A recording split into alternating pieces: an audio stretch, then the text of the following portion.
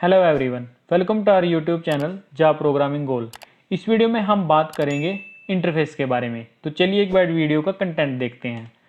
First topic है what is interface in Java. Next है rules of interface in Java. Third one है how to create an interface. Fourth one है how does the compiler work. With interface. Fifth one है how to implement an interface in Java. Sixth one है what is the real time use of interface in Java. तो ये सारे topics हम इस video में cover करेंगे। हमने लास्ट वीडियो में एब्स्ट्रैक्ट क्लास के बारे में रीड किया था एंड एब्स्ट्रैक्ट क्लास हमारी यूज होती है एब्स्ट्रैक्शन के कंसेप्ट को अचीव करने के लिए। तो अगर आपने वो वीडियो नहीं देखी है उसका लिंक मैंने आई बटन में एंड डिस्क्रिप्शन में डाला है, आप वो वीडियो वहाँ से जाके देख सकते हैं ताकि आप इंटरफेस को एब्स्ट्रैक्ट क्लास से अच्छे से रिलेट कर पाएँ एंड इन दोनों के बीच का डिफरेंस भी समझ पाएँ। तो चलिए वीडियो स्टार्ट करते हैं। फर्स्ट टॉपिक है what is interface.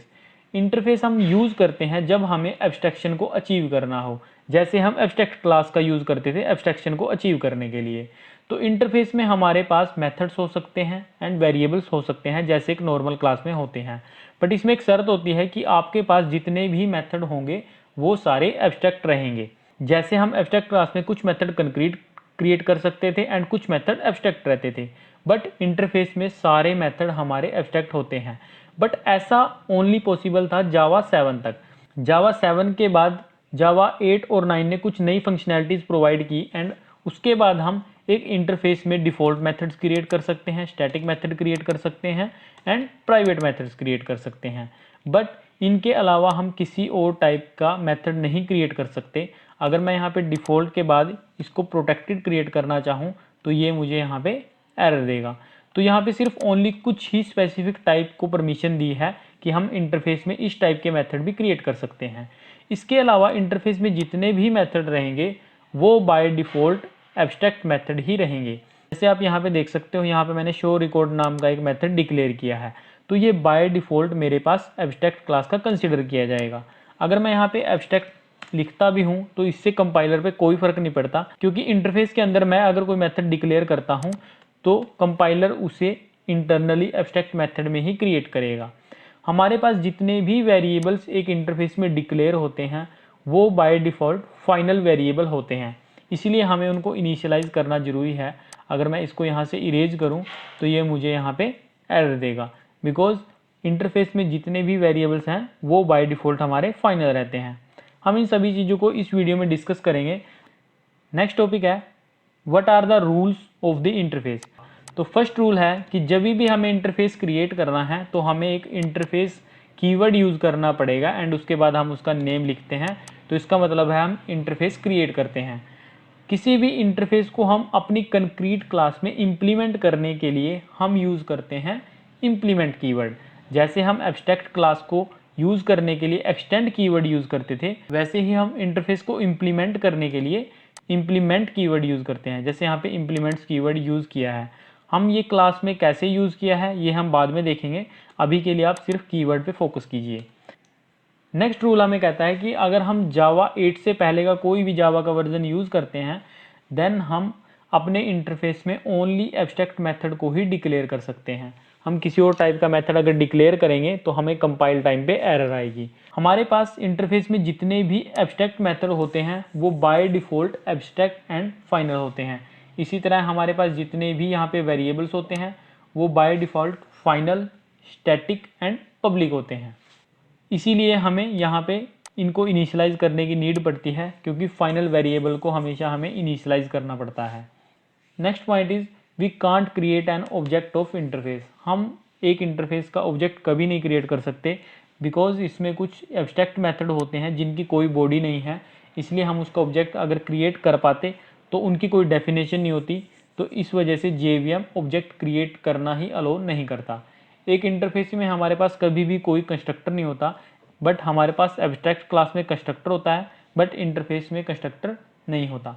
Next one is एक इंटरफेस दूसरे इंटरफेस को इनहेरिट कर सकता है, मतलब वो एक इंटरफेस दूसरे इंटरफेस को एक्सटेंड कर सकता है, बट एक क्लास कभी भी इंटरफेस को एक्सटेंड नहीं कर सकती। क्लास हमेशा उसे इम्प्लीमेंट कर सकती है एंड जो क्लास उसे इम्प्लीमेंट करेगी उसी क्लास की रिस्पॉन्सिबिलिटी है कि उसके सारे मेथड्स को बॉडी प्रोवाइड कराए। जैसे यहाँ पे इस क्लास ने इस इंटरफेस को इम्प्लीमेंट किया है, तो यहाँ पे मेरे पास 2 एब्स्ट्रैक्ट मेथड थे, तो उनको बॉडी प्रोवाइड की है। अगर यहाँ पे हम किसी भी एक को इरेज कर दें तो ये मेरे पास यहाँ पे एरर प्रोवाइड करेगा एंड ये यहाँ पे शो करेगा कि आपको मेथड्स को इम्प्लीमेंट करना पड़ेगा। एंड अगर मैं इसको इम्प्लीमेंट करता हूँ देन ये यहाँ से एरर रिमूव हो जाती है। हम इंटरफेस के साथ कभी भी private, protected and transient keyword का यूज़ नहीं कर सकते, जावा इसे अलो नहीं करता। Next is how to create an interface. तो यहाँ पे हमने देखा है कि हमें इंटरफेस क्रिएट करने के लिए सबसे पहले इसका एक्सेस मॉडिफायर बताना होता है। अगर हम इसको नहीं यूज़ करते देन ये बाय डिफ़ॉल्ट टाइप का एक्सेस मॉडिफायर लेगा, बट यहाँ पे हम इसे पब्लिक क्रिएट करना चाहते हैं तो हम यहाँ पे इसे पब्लिक रखेंगे, बट जावा इसे प्राइवेट अलो नहीं करता।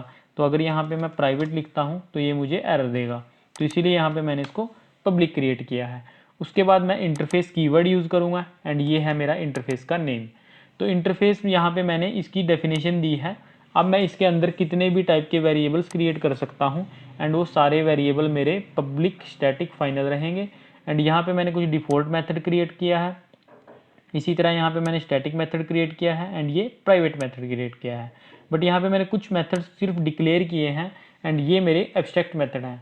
तो अब हम देखेंगे कि हम एक इंटरफेस का यूज़ कैसे कर सकते हैं। Next topic is how does compiler work with interface. तो जब भी हम किसी इंटरफेस को क्रिएट करते हैं तो कंपाइलर इंटरनली कुछ वर्किंग करता है। जैसे यहाँ पे मैंने एक इंटरफेस को डिक्लेयर किया है जिसका नाम है स्टूडेंट डाटा एंड यहाँ पे कुछ वेरिएबल्स डिक्लेयर किए हैं एंड ये कुछ मेथड्स को डिक्लेयर किया है।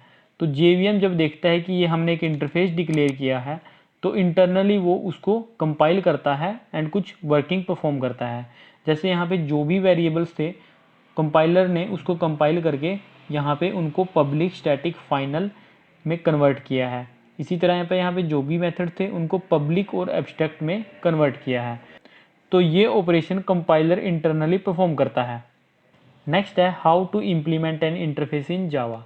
तो जैसे मेरे पास यहाँ पे रिकॉर्ड नाम का इंटरफेस है जो हमारे रिकॉर्ड्स कंटेन करेगा, तो मुझे 2 क्लासेस के रिकॉर्ड कंटेन करने हैं, एक हॉस्टल क्लास एंड एक कॉलेज क्लास। तो यहाँ पे मैंने कुछ इन्फॉर्मेशन को बाय डिफ़ॉल्ट रखा जो दोनों क्लासेस के लिए कॉमन रहेगी, तो उसको मैंने यहाँ पे डिक्लेयर कर दिया है।